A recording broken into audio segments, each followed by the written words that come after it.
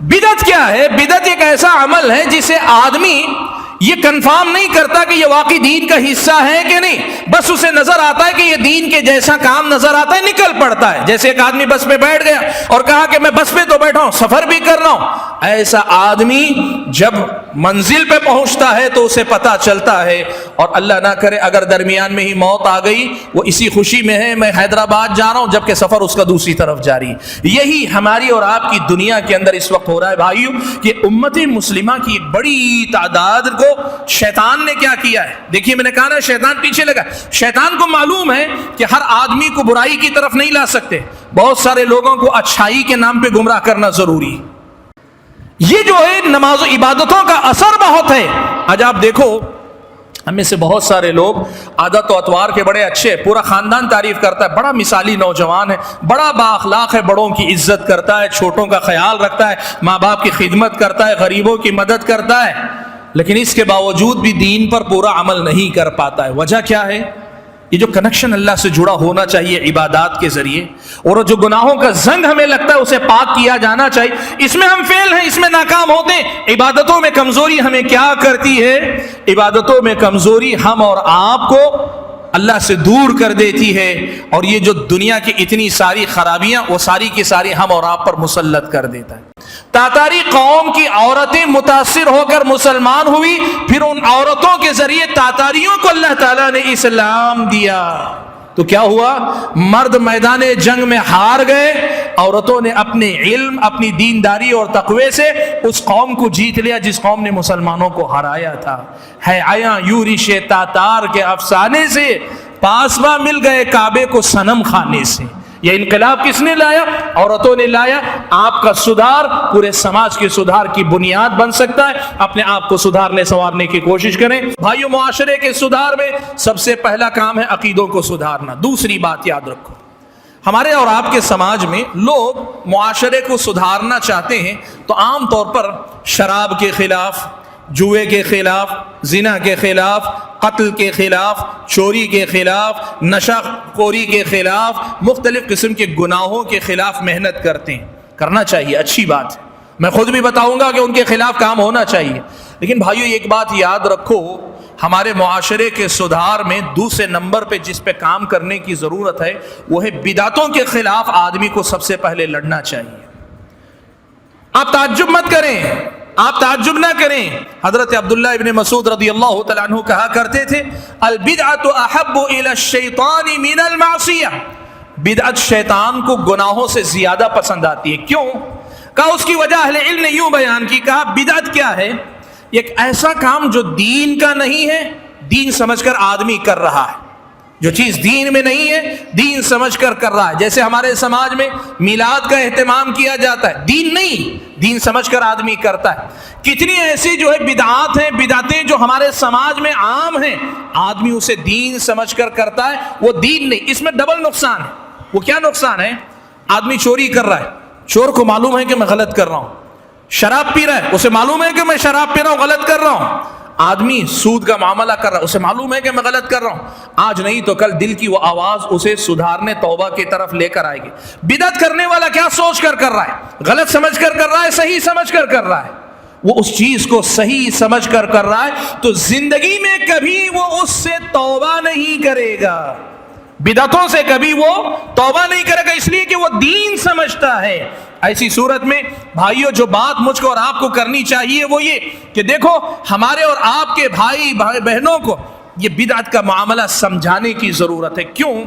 دیکھو بدعت کیسی چیز ہے معلوم؟ آدمی ایک جگہ سفر کرنے کے لیے نکلا، مان لیجئے یہاں سے آپ کو جانا تھا حیدرآباد، آپ کو جانا تھا تو آپ نے جو ہے بس آئی، چڑھ کر بیٹھ گئے اور آپ سمجھ رہے ہیں کہ یہ بس جا رہی ہے حیدرآباد۔ آپ نے دیکھا نہیں یہ کس روٹ کی بس ہے، کہ واقعتاً حیدرآباد جاتی ہے، بیٹھنے کے بعد کنڈکٹر سے نہیں پوچھا کہ واقعتاً یہ حیدرآباد جاتی ہے، نہیں پوچھا۔ تو یہ بھی تو ہو سکتا ہے کہ آپ نے جسے حیدرآباد کی بس سمجھا وہ حیدرآباد نہ جا کر دوسری طرف ادھر رائچور ہے نا، رائچور چلی جائے گی بس۔ تو آپ کی مثال بدعت کی بس اتنی سی ہے کہ آدمی سواری بھی کرتا ہے، بس میں بیٹھتا بھی ہے، سفر بھی کرتا ہے، لیکن بیٹھنے سے پہلے یہ کنفرم نہیں کرتا کہ یہ وہی بس ہے جس میں مجھے بیٹھنا ہے۔ बिदअत क्या है? बिदअत एक ऐसा अमल है जिसे आदमी ये कंफर्म नहीं करता कि ये वाकई दीन का हिस्सा है कि नहीं, बस उसे नजर आता है कि ये दीन के जैसा काम नजर आता है, निकल पड़ता है। जैसे एक आदमी बस में बैठ गया और कहा कि मैं बस में तो बैठा हूं, सफर भी कर रहा हूं। ऐसा आदमी जब मंजिल पे पहुंचता है तो उसे पता चलता है, और अल्लाह ना करे अगर दरमियान में ही मौत आ गई, वो इसी खुशी में है मैं हैदराबाद जा रहा हूं, जबकि सफर उसका दूसरी तरफ जारी है। यही हमारी और आपकी दुनिया के अंदर इस वक्त हो रहा है भाइयों, कि उम्मत मुस्लिमा की एक बड़ी तादाद को शैतान ने क्या किया है। देखिए, मैंने कहा ना शैतान पीछे लगा। शैतान को मालूम है कि हर आदमी को बुराई की तरफ नहीं ला सकते, बहुत सारे लोगों को अच्छाई के नाम पे गुमराह करना जरूरी। आपको मैं कोई आदमी आपको बोला चल शराब पिएंगे, नहीं तैयार होंगे आप। आपको अगर कोई बोले चल जुआ खेलेंगे, नहीं तैयार होंगे आप में से बहुत सारे। इंसान की तबीयत में अल्लाह ने नेकी की मोहब्बत रखी। अल्लाह ने फरमाया हब्बबा इलैकुमुल ईमान व ज़य्यनहु फी कुलूबिकुम व कररहा इलैकुमुल कुफ्र वल फुसूक वल इस्यान। अल्लाह ने इंसान की फितरत में ये बात रखी, वो नेकियों से मोहब्बत करता है, बुराइयों से नफरत करता है। ये फितरत में इंसान की रखी है, और शैतान को इसका पता है। तो शैतान क्या करता है? इंसान को गुमराही को नेकी का लिबास पहना कर पेश करता है। अब भोला भाला इंसान लिबास को देख के नेकी समझता है, हकीकत के एतबार से वो गुमराही होती। आज एक बड़ा मसला ये है कि इस्लाह मुआशरा के नाम पे जो भी काम होते उसमें बिदअतों के खिलाफ काम नहीं किया जाता। शराब के खिलाफ, जुए के खिलाफ, सूद के खिलाफ और रस्मो रिवाज के खिलाफ, शादी बियाह में जो जहेज की लानत है उसके खिलाफ सब काम होता है, लेकिन इस पर नहीं होता। ये मसला हम और आपको समझने की जरूरत है भाइयों। ये दूसरी अहम बात है जिस पे मेहनत करो, इस्लाह मुआशरा में काम करना। तीसरी बात जो मैं आपके सामने कहना चाहूंगा वो ये, देखो भाइयों, इस दुनिया में अल्लाह ताला ने ईमान लाने के बाद, इस्लाम में दाखिल होने के बाद हमें कुछ बातों का पाबंद किया है। हमें कुछ काम करने हैं और कुछ बातों से बचना है। जो काम करने के हैं वो या तो फर्ज और वाजिब के दर्जे में है या मुस्तहब और सुन्नत के दर्जे में, और जिन बातों से बचना है, इस्लाम लाने के बाद जिन बातों से बचना है वो या तो गुनाह कबीरा कहलाते हैं या गुनाह सगीरा कहलाते हैं। सबसे पहला काम इस्लाह मुआशरा में इस बाब में हमें करना क्या है मालूम आपको? हमारी नौजवान नस्ल को, हमारी माओ बहनों को, हमारे अपने बुजुर्गों को ये मालूम करना चाहिए कि भाई करने के काम में वाजिबात कौन कौन से हैं, मुझ पर क्या क्या चीज फर्ज है, ये मालूम करना है। और मालूम करने के बाद फराइज को हरगिज हरगिज नहीं छोड़ना है। कोई भी फर्ज का काम, फर्ज के दर्जे का कोई भी काम हो, उस काम को नहीं छोड़ना है। देखो हमारे समाज में कैसा है मालूम, अमल करने के मामले में हम आते हैं, बात सुन्नतों का बड़ा एहतमाम करते हैं, सुन्नतों की बड़ी पाबंदी करते हैं, और उसी वक्त फराइज को ज़ाये कर देते हैं। देखो, सुन्नतों का एहतमाम बिल्कुल होना चाहिए, लेकिन फराइज को छोड़कर सुन्नतों का एहतमाम नहीं हो सकता ना। फर्ज अहम है या सुन्नत अहम है? एक मुसलमान को मालूम है फर्ज अहम होता है, वाजिबात का मुकाम ऊपर है। तो आदमी को पहले ये सीखना चाहिए, मालूम करना चाहिए कि भाई मुझ पर अल्लाह ताला ने जो फराइज, जो काम, जिन बातों के करने का अल्लाह ने मुझे हुक्म दिया है, इनमें फराइज कितने हैं, वाजिबात कितने, ये मालूम करे। दिन में 5 वक्त की नमाज फर्ज, मर्द को मस्जिद में आके अदा करना है, औरतें घर में भी पढ़ सकती हैं, और अगर वो मस्जिद आकर पढ़ना चाहें तो उन्हें मना नहीं किया जाएगा। नमाज में 5 वक्त नमाज फर्ज है। रोज़ों में महीने में, एक साल में 1 महीने के रोज़े फर्ज अल्लाह ताला ने किए, रमज़ान के रोज़े। ज़कात किन लोगों पे फ़र्ज होती है, कब फ़र्ज होती है, कितनी ज़कात है। हज जिंदगी में 1 मरतबा अल्लाह ताला ने फ़र्ज करार दिया। ये इबादत है। इनके अलावा आदमी पर फ़राइज़ क्या हैं? वालिदैन की इताअत व फरमाबरदारी फ़र्ज है, औलाद की सही तरबियत करना फ़र्ज है, पड़ोसी के हुकूक अदा करने में बहुत सारे हुकूक फ़र्ज हैं, मियाँ बीवी के ताल्लुक से बीवी के कुछ हक़ हैं जो फ़र्ज हैं मर्द के ऊपर, शौहर के कुछ मामलात हैं जो फ़र्ज हैं बीवी के ऊपर। ये जो वाजिबात और फ़राइज़ जिसे कहते हैं, ये मालूम करने चाहिए। आज हमारे नौजवानों में से मैं आपको यकीन के साथ कह सकता हूँ बड़ी तादाद वो हैं उनको मालूम भी नहीं है कि कौन कौन से फ़राइज़ मुझ पर हैं। अब जब मालूम ही नहीं है कि कौन कौन सी चीज मुझ पे फर्ज है, तो वो पाबंदी कहां से कर पाएगा? मेरे भाइयों, फराइज कौन से हैं ये बताएं, और फराइज के बाद सुन्नतें और मुस्तहब्बात कौन से हैं, कितने, ये भी आदमी को सिखाएं। ऐसे ही जो गुनाह के काम हैं उनको भी बताएं कि बड़े बड़े गुनाह कौन से, बड़े बड़े गुनाह कौन से। یہ سارے گناہ اتنے بڑے بڑے گناہ، ان گناہوں پر دنیا میں اللہ کیا سزا دیتا ہے، آخرت میں اللہ تعالیٰ کیا سزا دیتا ہے، اس معاملے کو لوگوں کو اچھی طرح سے سمجھانے کی ضرورت ہے۔ آپ میں ایک بات بہت صاف لفظوں میں کہہ رہا ہوں، آج آپ یہاں میری گفتگو سن رہے ہیں، کل آپ کی بستی میں جتنے آپ کے دوست احباب ملتے ہیں اس کو پوچھ لیجئے بھائی چل بتا بڑے بڑے گناہ کون کون سے تجھے معلوم ہیں۔ آپ یقین کریں 2 سے 4 گناہ 5 گناہ گرا سکتا، اس سے زیادہ وہ نہیں گنائے گا، حالانکہ وہ خود اس میں مبتلا ہے، لیکن اسے معلوم نہیں کہ بہت بڑے گناہ ہیں یہ۔ اور اس سے پوچھ لیجئے بھائی فرائض اور واجبات کیا کیا تیرے اوپر ذمہ داری، اللہ نے کیا کیا چیز فرض کی ہے، آپ پوچھ لیں 2-4 باتیں گنا سکتا ہے، اس سے آگے نہیں معلوم ہے۔ بھائیو، اصلاح معاشرہ کا کام یہ ہے کہ لوگوں کو یہ سکھایا جائے، یہ بتایا جائے کہ تم پر کیا چیزیں فرض ہیں اور کون سی چیزیں سنت اور مستحب کے درجے میں ہیں، اور بڑے بڑے گناہ کون سے ہیں۔ جیسے شراب نوشی بہت بڑا گناہ ہے، آپ یقین کریں ہر شرابی جب شروع کرتا ہے نا تو وہ ایک دم پہلے دن سے پکا شرابی نہیں ہوتا۔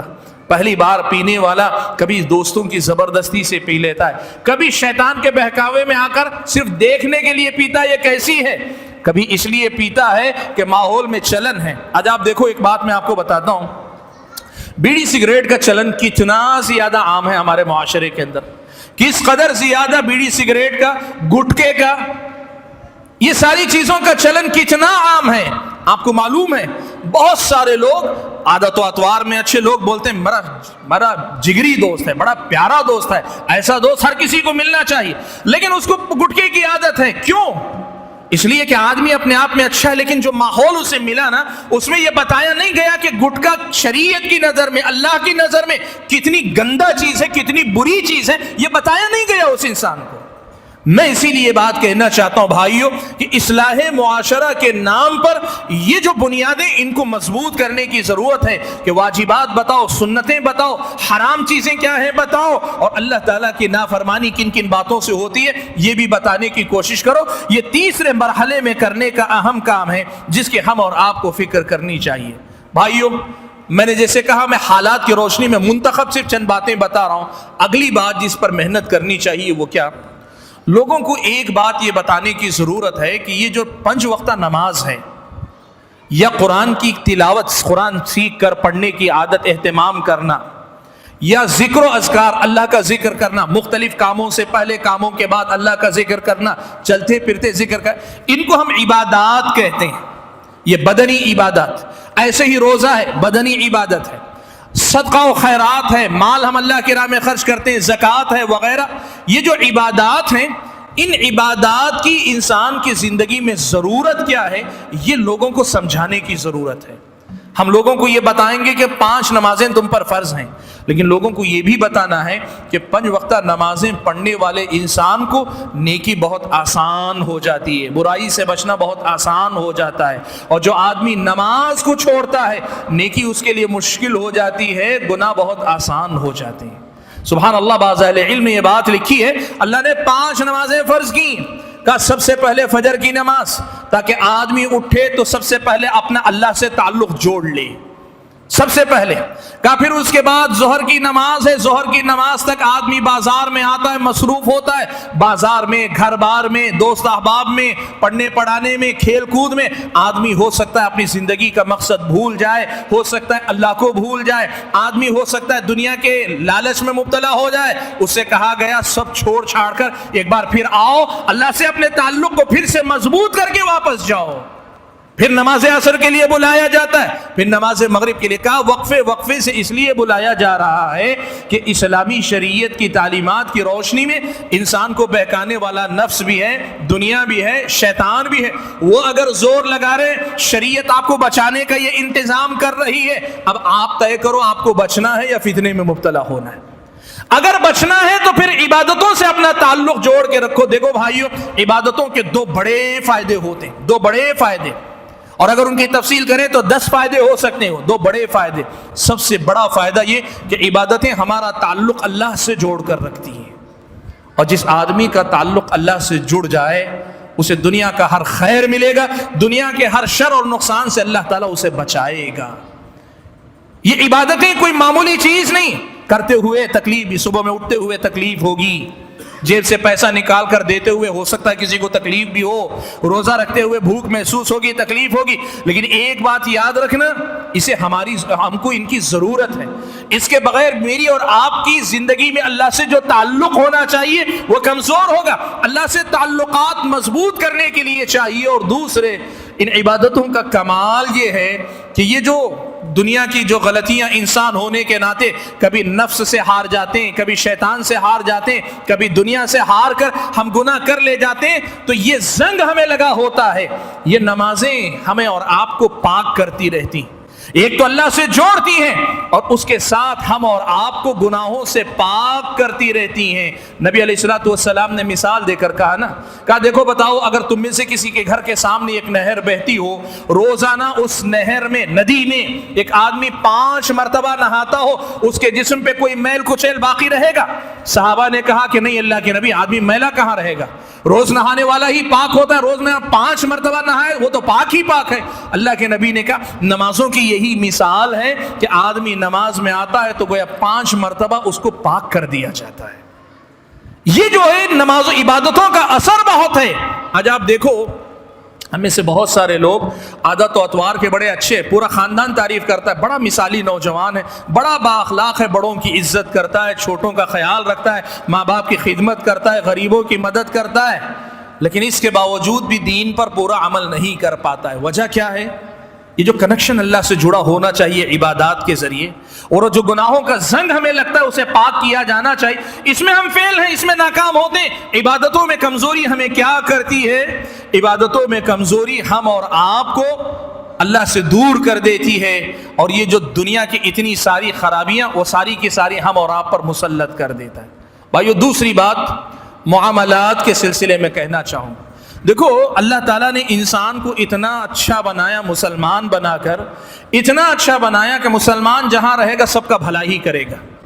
आप एक बात याद रखो, इस्लाम हमको जो बनाता है वो कैसे पता है? अल्लाह ने कहा अल मुस्लिमु मन सलिम अल मुस्लिमून मिन लिसानिही व यदिही, कामिल मुसलमान वो है जिसकी जबान और हाथ से दूसरे मुसलमान महफूज रहे। हम जहां रहते हैं हमसे किसी को तकलीफ नहीं होती, हमसे सबका भला होता है। क्यों ऐसा होता है? इसलिए कि अल्लाह ताला ने एक बात मुसलमान को ये सिखाई कि मुसलमान जहां रहे सबका खैर खाह बनकर रहे, सबका भला चाहने वाला बनकर रहे, सबका भला चाहे।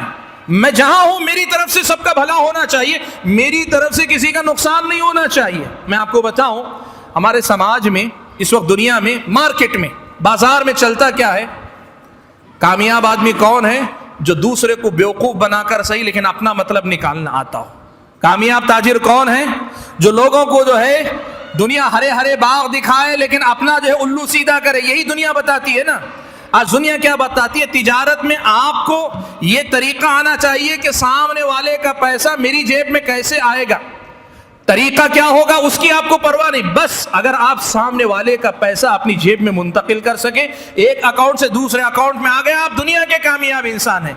इस्लाम ये सिखाता है कि मुसलमान इतना खैरखा होता है कि वो अपना भी भला सोचता है, सामने वाले का भी भला सोचता है, अपना भी फायदा सोचता है, सामने वाले का भी फायदा सोचता है। मैं एक मिसाल आपको देता हूं, आपने ऐसी मिसाल कहीं नहीं सुनी होगी, लेकिन सहाबा ऐसे ही थे। इस्लाम ने उनकी तरबियत की थी, अल्लाह के नबी ने इस्लामी तालीमात की रोशनी में उनकी तरबियत की थी। वो हमारे सहाबा ऐसे ही थे।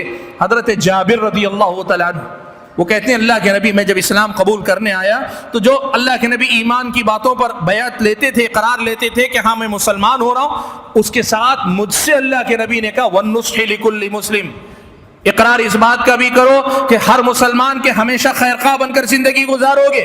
उन्होंने कहा अल्लाह के नबी, मैं हर मुसलमान का खैरखा बनकर जिंदगी गुजारूंगा। अब हजरत जाबिर देखो कैसे वो याद रखते हैं। एक मरतबा अपने गुलाम के साथ बाजार में सामान खरीदने के लिए जाते हैं। सामान खरीदने के लिए जब बाजार में पहुंचते हैं तो बाजार बहुत बड़ा है, उनको एक घोड़ा खरीदना था।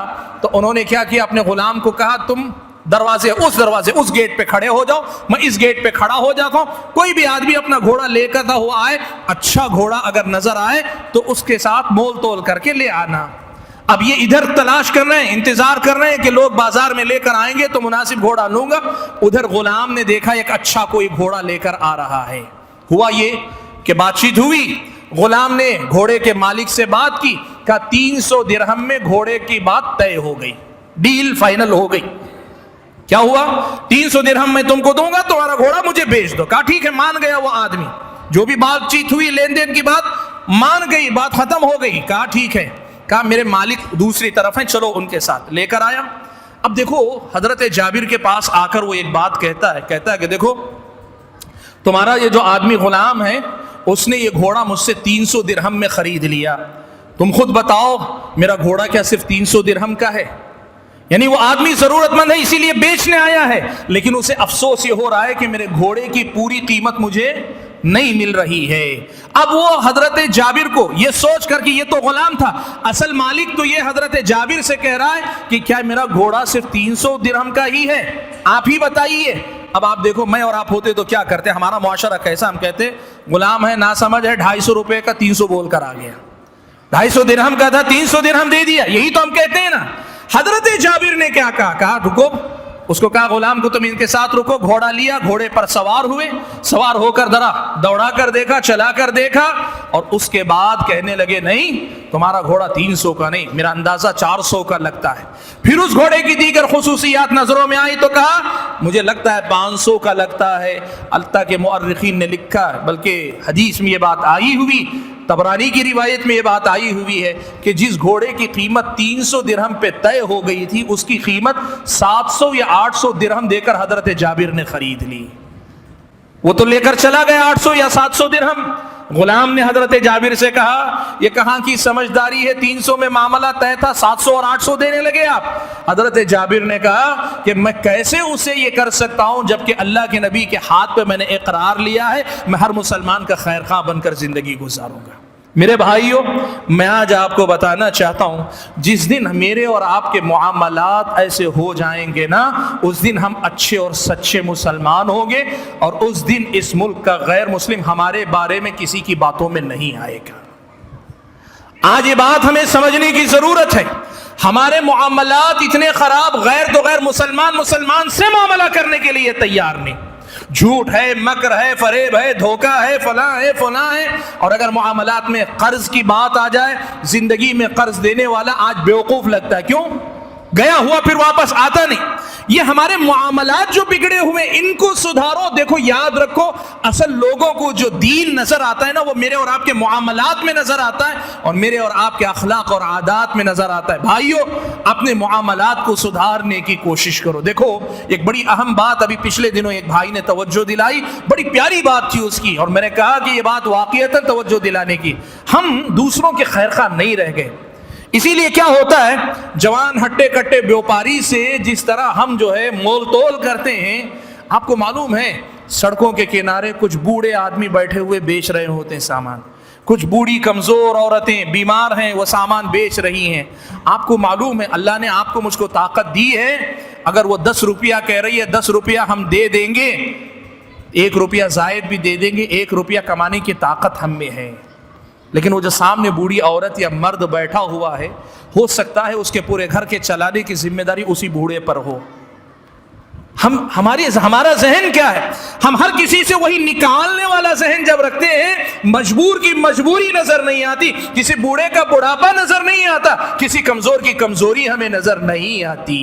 بھائیو، بدلو اپنے آپ کو، سدھارو اپنے معاملات کو، بنو اس پوری امت کے خیر خواہ بنو، جہاں رہو لوگ کہیں کہ اس آدمی کے ساتھ واقعی معاملہ کرنا چاہیے۔ آپ کو معلوم ہے آج ہندوستان میں ہم اور آپ مسلمان ہیں، اسلام کی دولت اللہ کے فضل سے ملی ہم اور آپ کو، اللہ کا فضل ہے کہ یہ اسلام کی دولت ملی۔ لیکن اگر دنیاوی اسباب میں بات کریں، ہندوستان میں اسلام کیسے آیا آپ کو معلوم ہے؟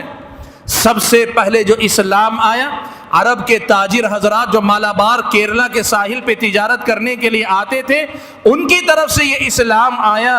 کیسے آیا؟ یہ لوگ عرب کے لوگ پہلے سے، اسلام آنے سے پہلے بھی ہندوستان آتے تھے، یہاں سے جو گرم مسالہ ہوتا ہے، گرم مسالہ کی جو مختلف شکلیں ہوتی، وہ چیزیں لے جا کے عرب میں بیچا کرتے تھے، اور عرب کی تلواریں، عرب کا ساز و سامان لا کر یہاں بیچا کرتے تھے۔ مالابار کے لوگوں نے جو ہندو تھے، غیر مسلم تھے، یہاں کے علاقائی تھے، انہوں نے یہ دیکھا کہ یہ عرب کے لوگ پہلے آتے تھے تو لوٹ کر لے جانے کے چکر میں رہتے تھے، اب آئے ہیں تو بالکل بدلے نظر آتے ہیں، ان کے معاملات بڑے سدھر گئے ہیں۔ تو پوچھا اتنی بڑی تبدیلی کیسے آئی؟ ان عرب کے لوگوں نے کہا کہ پہلے ہم جاہلیت میں تھے تو لوگوں سے صرف نکالنا جانتے تھے، نبی علیہ الصلوۃ والسلام کی تعلیمات کے نتیجے میں ہمیں یہ خیرخواہی کا سبق پڑھایا گیا ہے۔ میرے بھائیوں، اسی خیرخواہی کے سبق نے ہندوستان میں اسلام کو داخل کیا ہے۔ آج ہمارے اور آپ کے معاملات کیسے ہیں؟ اور بھائیوں ایک بات یاد رکھو، دنیا کے اندر نفرت بانٹو گے نفرت ملے گی، غصہ کرو گے غصہ ملے گا، ناراضگی بانٹو گے ناراضگی ملے گی، لیکن محبت، الفت، ایک دوسرے کی خیر خواہی، ایک دوسرے کا بھلا چاہنے والے سب کے ساتھ، میں اپنی بیوی کے ساتھ، بیوی میرے ساتھ، میں اپنے بچوں کے ساتھ، بچے میرے ساتھ، ہم اپنے خاندان قبیلے کے لوگوں کے ساتھ، ہم اپنے اڑوس پڑوس کے لوگوں کے ساتھ، ہم اپنی تجارت میں جو لوگ ہیں ان کے ساتھ، ہمارے پارٹنروں، حتیٰ کہ اسلام یہ کہتا ہے وَلَا يَجْرِمَنَّكُمْ شَنَآنُ قَوْمٍ عَلَىٰ أَلَّا تَعْدِلُوا، بات دشمن کی بھی ہو تو انصاف کی بات کیا کرو۔ اسلام ہمیں یہ سکھاتا ہے کہ ہم دشمن کے ساتھ بھی نا انصافی کی بات نہیں کرتے، ظلم و زیادتی کی بات نہیں کرتے۔ اسلام نے ہمیں سکھایا لا ينهاكم الله عن الذين لم يقاتلوكم في الدين ولم يخرجوكم من دياركم ان تبروهم وتقسطوا اليهم، جو غیر مسلم کسی بھی مذہب کا ماننے والا ہو، مسلمان نہیں لیکن مسلمانوں کو تکلیف نہیں دیتا، ان کا برا نہیں چاہتا، ان کو گھروں سے نکالنے کے چکر میں نہیں پڑتا، ان کے ساتھ حسن سلوک کرنے، انصاف کرنے سے اسلام آپ کو منع نہیں کرتا ہے، اللہ تعالیٰ آپ کو منع نہیں کرتا ہے۔ ہم اپنے آپ کے معاملات سدھاریں۔ بھائیو، معاملات کی تفصیل میں جاؤں گا، بڑی لمبی باتیں ہوگی، لیکن جو بنیادی بات بتانا چاہتا ہوں وہ یہ کہ معاملات کو اپنے سدھارنے کی کوشش کرو۔ وقت بہت زیادہ ہو رہا ہے، ایک دو اہم باتیں آپ کے سامنے اور ذکر کر کے میں اپنی بات ختم کر لینا چاہتا ہوں۔ دیکھو، دو باتیں صرف کہوں گا، زیادہ وقت نہیں لوں گا آپ کا۔ ایک بات یہ بتانا چاہتا ہوں، دیکھو کسی بھی معاشرے کو بدلنے کا طریقہ کیا ہے، کیسے ہم بدلیں گے معاشرے کو؟ ہم میں سے ہر کوئی آدمی چاہتا ہے تو سدھر جا، ہم میں سے ہر کوئی چاہتا ہے تو سدھر جا۔ اسلام کہتا ہے میں سدھر جاؤں، میں سدھر جاؤں، اپنے من میں ڈوب کر پاجا سراغ زندگی، تو اگر میرا نہیں بنتا نہ بن، اپنا تو بن۔ آپ دوسرے کو سدھارنے کی فکر بعد میں کریں، اپنے آپ کو سدھاریں۔ ہم جو ہے مصلح بننا چاہتے ہیں، دوسروں کو سدھارنے والے بننا چاہتے ہیں، خود سدھرنے والے بننے کے لیے تیار نہیں۔ میں جیسا ہوں ٹھیک ہوں، لیکن میں چاہتا ہوں کہ پورا معاشرہ سدھر جائے۔ اب وہ کیسے ہے؟ میں ایک مثال دیتا ہوں، دیکھیے، میں نماز کا پابند ہوں تو میں نماز پہ نہیں بول سارے لوگوں کو بولتا رہوں گا کہ لوگوں کو نماز پڑھنا چاہیے، نماز پڑھنا چاہیے۔ ٹھیک ہے، لوگوں کو نماز پڑھنا چاہیے، میرے اندر نماز کے علاوہ میرے اخلاق خراب ہیں، مجھے یہ بھی تو بولنا چاہیے، مجھے اپنے اخلاق سدھارنے چاہیے۔ میں جس نیکی پہ ہوں اس کی تبلیغ کروں گا، خود کے اندر جو خامیاں ہیں ان کو سدھارنے کی بات میں نہیں کروں گا۔ یہ آج ہمارے اور آپ کے سماج کا بہت بڑا مرض ہے۔ نمازی نماز کی دعوت دیتا ہے لیکن اخلاق سدھارنے تیار نہیں، معاملات سنوارنے تیار نہیں، دشمنیوں کو گھٹانے کے لیے تیار نہیں، محبت کو بانٹنے کے لیے تیار نہیں۔ اور بہت سارے لوگ ہیں بزنس میں ماشاءاللہ ایک دم کلین ہیں، بہت صاف معاملہ رکھتے ہیں، سارے لوگوں کے بارے میں یہی کہتے ہیں اس کا معاملہ صحیح نہیں، اس کا معاملہ صحیح نہیں۔ اللہ کا کرم ہے تیرے معاملہ صحیح، لیکن تو عبادت بھی کرتا ہے۔ ہر آدمی اپنی خوبی جو اللہ نے دی ہے اس کی طرف دوسروں کو دعوت دے رہا ہے، لیکن خود کی اصلاح کرنے کے معاملے میں ہم پیچھے ہیں۔ اسلام کہتا کیا معلوم آپ کو؟ اسلام کہتا ہے قو انفسکم، سب سے پہلے اپنے آپ کو بچاؤ، اپنے آپ کو بچاؤ، سدھارو سب سے پہلے، اور یہیں سے ابتدا ہوتی ہے۔ اور آج میں اور آپ اتنی ساری گفتگو کر رہے ہیں، اللہ مجھے سب سے پہلے توفیق دے، لیکن آپ سب سے کہنا یہ ہے کہ یہ باتیں سن کر جا کے آپ یہ ساری باتیں دوسروں کو سکھانے کی کوشش کریں گے، اچھی بات ہے، لیکن اس سے پہلے آپ کو خود کو سدھارنا پڑے گا۔ یہ ساری باتیں اپنے آپ پر پہلے لاگو کرنی پڑے گی یہ باتیں، پھر اس کے بعد دوسروں تک بات جائے گی۔ اور دوسری بات، ایک بات یاد رکھو بھائیو، کسی بھی جگہ سدھار جو ہوتا ہے نا اوپر سے نہیں ہوتا۔ آج ہم لوگ سارے مسلمان نوجوان ہیں، وہ سب کیا کرتے ہیں؟ سارے مسلم حکمرانوں کو بولتے ہیں یہ ایسے ہیں، وہ ویسے ہیں، یہ ایسے ہیں۔ دیکھو سدھار اوپر سے کبھی نہیں ہوتا۔